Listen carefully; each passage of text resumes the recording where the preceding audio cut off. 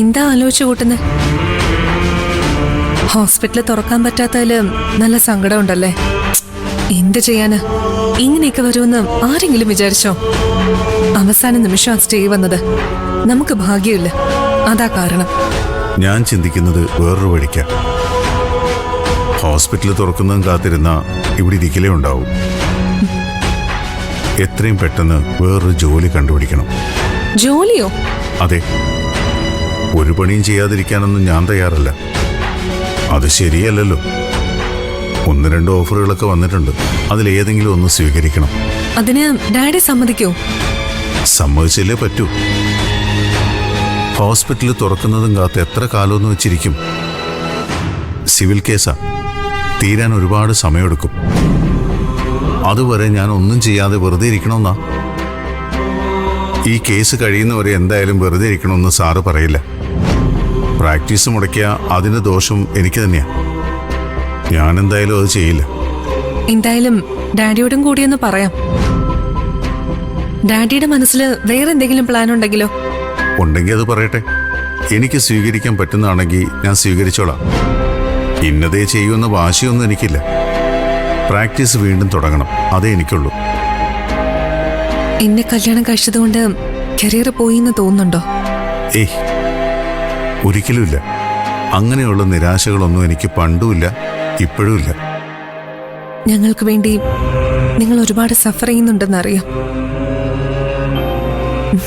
എന്ത് ചെയ്യാനാ, ഈ വീടിന്റെ അവസ്ഥ ഏതായി പോയില്ലേ? ഏയ്, എനിക്കൊരു വിഷമവും ഇല്ല, പരാതിയില്ല. ഇതൊക്കെ ആരുടെ ജീവിതത്തിലും സംഭവിക്കാവുന്നതല്ലേ. ഞാൻ അങ്ങനെ അതിനെ കാണുന്നുള്ളൂ. എന്തായാലും സാറിനോടൊന്ന് പറഞ്ഞേക്കാം. പറഞ്ഞില്ല എന്നുള്ള പരാതി കേൾക്കണ്ടല്ലോ. അതാണ് പറയുന്നത് തന്നെ എന്തുകൊണ്ടും നല്ലത്.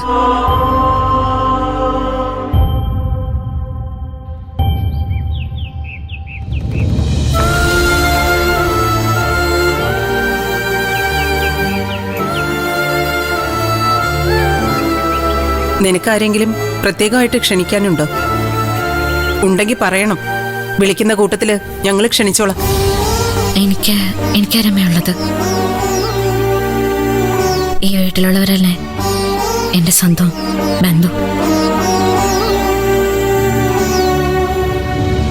എനിക്ക് വേറെ ആരെയും ക്ഷണിക്കാനില്ല, നിങ്ങളല്ലാതെ. കരയൊന്നും വേണ്ട. നല്ലൊരാളെ തന്നെ കിട്ടിയില്ലേ, അതിന് ദൈവത്തോട് നന്ദി പറയണം. ദൈവം എന്നോട് എപ്പോഴെങ്കിലും കരുണ കാണിച്ചിട്ടുണ്ടോ അമ്മേ? എന്നോട് അല്പമെങ്കിലും സ്നേഹം ഉണ്ടായിരുന്നെങ്കിൽ സുധേട്ടന് അങ്ങനെയൊക്കെ സംഭവിക്കായിരുന്നു. എന്നെ പരീക്ഷിക്കുക ദൈവം ചെയ്ത് എന്നെ ശിക്ഷിച്ചു. ആ ശിക്ഷ കഴിഞ്ഞല്ലോ. സിദ്ധു നല്ലവനല്ലേ? കല്യാണം നടത്താൻ തീരുമാനിച്ചു. അതുകൊണ്ട് മാത്രമെല്ലാം നടന്നെന്ന് പറയാൻ പറ്റില്ലല്ലോ അമ്മേ. ഇനി എന്താ തടസ്സം? പലതും വരാല്ലോ. വിഷപ്പാമ്പുകളും ക്രൂര മൃഗങ്ങളും അരങ്ങ് തകർക്കുന്ന ഒരു കാട്ടിലമ്മേ ഞാൻ ജീവിച്ചുകൊണ്ടിരിക്കുന്ന. ഏത് നിമിഷവും എന്തു സംഭവിക്കാം. ഞങ്ങളെയാണോ ഉദ്ദേശിച്ചത്? അല്ല, ഒരിക്കലും അല്ല. നിങ്ങൾ എന്നും എന്നോട് ദയ കാണിച്ചിട്ടേ ഉള്ളൂ. ഇറക്കി വിട്ടില്ലല്ലോ ഈ വീട്ടിൽ നിന്ന്. വേണമെങ്കിൽ അതും ചെയ്യായിരുന്നു, പക്ഷെ ചെയ്തില്ല. നിങ്ങൾ എന്നോട് കാണിച്ച സ്നേഹം, പ്രത്യേകിച്ച് അച്ഛൻ, അത് ഞാൻ ഒരിക്കലും മറക്കില്ല അമ്മേ. ഞാൻ എന്നും ഈ വീടിനോട് നന്ദിയുള്ളവളായിരിക്കും. പോയാലും വരണമെന്ന് തോന്നുമ്പോ ഞാൻ ഇവിടേക്ക് ഓടി വരും. അത് മാത്രം പാടില്ലെന്ന് അമ്മ പറയരുത്, എന്നെ തടയരുത്.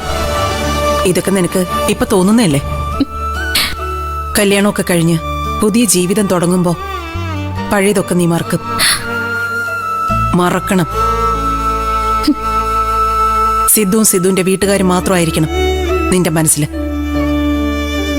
അതുവരെ ജീവിച്ച ജീവിതം പതുക്കെ മാഞ്ഞു പോവും. ഞങ്ങൾ മാത്രമല്ല, എല്ലാം.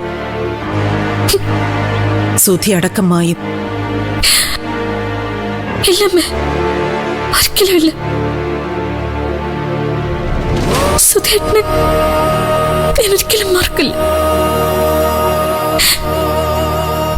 കുറച്ചു നേരം മാത്രമേ ഞങ്ങൾ ഒരുമിച്ചുണ്ടായിരുന്നുള്ളൂ. അത് മതി ഒരായുഷ്കാലം മുഴുവൻ എനിക്ക് ഓർത്തിരിക്കാൻ. എന്റെ സുധേട്ടന്റെ ഹൃദയമല്ലേ അമ്മേ സിദ്ധുവിന്റെ ഉള്ളിലുള്ളത്. സിദ്ധു എനിക്ക് സുധേട്ടൻ തന്നെയാ. ഞാൻ അങ്ങനെ കാണുമെന്ന് സിദ്ധുവിന് നന്നായിട്ട് അറിയാം. എല്ലാം പരസ്പരം സംസാരിച്ച് സമ്മതിച്ചിട്ട് അമ്മേ ഞാനിതിന് തയ്യാറായത്. എന്നെ മനസ്സിലാക്കാൻ സിദ്ധുവിന് പറ്റുന്നുണ്ട്. അതാ എന്റെ ആശ്വാസം. ശരി, എല്ലാം നീ ആഗ്രഹിക്കുന്ന പോലെ നടക്കട്ടെ. കൂടുതലൊന്നും ഞാൻ പറയുന്നില്ല.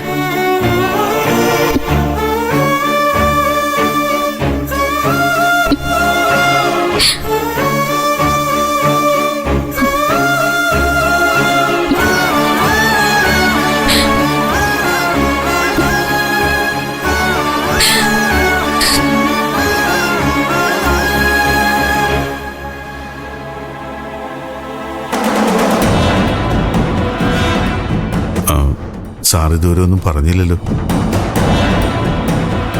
ആര് പറഞ്ഞിട്ടാ വേറൊരു ജോലിക്ക് പോവാമെന്ന് നിരഞ്ജൻ തീരുമാനിച്ചത്? ഇവള് പറഞ്ഞിട്ടായിരിക്കും അല്ലേ? ഇവളങ്ങനെ പറയൂ. പണ്ട് മുതലേ എന്നെ നാണം കെടുത്തുന്നതിലാണല്ലോ ഇവൾക്ക് ശ്രദ്ധ. ഡാഡി വെറുതെ കാര്യം അറിയാതെ സംസാരിക്കരുത്. നിന്റെ മനസ്സിലിപ്പ് എന്താണെന്ന് എനിക്ക് നന്നായിട്ടറിയാം. നിരഞ്ജൻ വേറൊരു സ്ഥലത്ത് ജോലിക്ക് പോയാലല്ലേ ഞാൻ തകർന്നുവെന്ന് എല്ലാവർക്കും മനസ്സിലാവുകയുള്ളൂ. അതിനുവേണ്ടിയല്ലേ നീ മനഃപൂർവ്വം നിരഞ്ജനെ ഉപദേശിച്ചത്? ഇതാണ് ഡാഡിയുടെ കുഴപ്പം. എന്താ സംഭവിച്ചെന്ന് അന്വേഷിക്ക പോലുമില്ല. അതിനു മുമ്പേ കയറി അഭിപ്രായം പറഞ്ഞു കളയും. ഞാൻ അഭിപ്രായം പറയുന്നതാണ് തെറ്റല്ലേ? നിങ്ങൾക്കൊക്കെ എന്തോ ആകാം. ഞാൻ എന്ത് ചെയ്തുന്നാ? നീയാണ് ഈ വീട്ടിൽ പ്രശ്നങ്ങൾ മുഴുവൻ ഉണ്ടാക്കുന്നത്. സർ, ഈ കാര്യത്തില് അക്ഷര നിരപരാധിയാ. ഇങ്ങനൊരു ആഗ്രഹം പ്രകടിപ്പിച്ചത് ഞാൻ തന്നെയാണ്. സാറിനോട് അനുവാദം ചോദിക്കണമെന്നല്ലാതെ വേറൊന്നും അക്ഷര എന്നോട് പറഞ്ഞില്ല. എന്തിനാ നിങ്ങള് ഡാഡിയെ തിരുത്താൻ പോകുന്നേ? ഡാഡി എന്ത് വേണമെങ്കിലും വിചാരിച്ചോട്ടെ, എനിക്കെന്താ? നിനക്കൊന്നുമില്ലെന്ന് എനിക്കറിയാം. എന്തിനാ വെറുതെ അതും ഇതും പറഞ്ഞു വഴക്കിടുന്നേ? നിരഞ്ജന് ജോലിക്ക് പോണെന്നുണ്ടെങ്കിലേ പോകട്ടെ ഏട്ടാ. അല്ലെങ്കിലും നിരഞ്ജനെ പോലെ ഒരാള് അധികകാലം മാറി നിൽക്കാൻ പാടില്ലല്ലോ.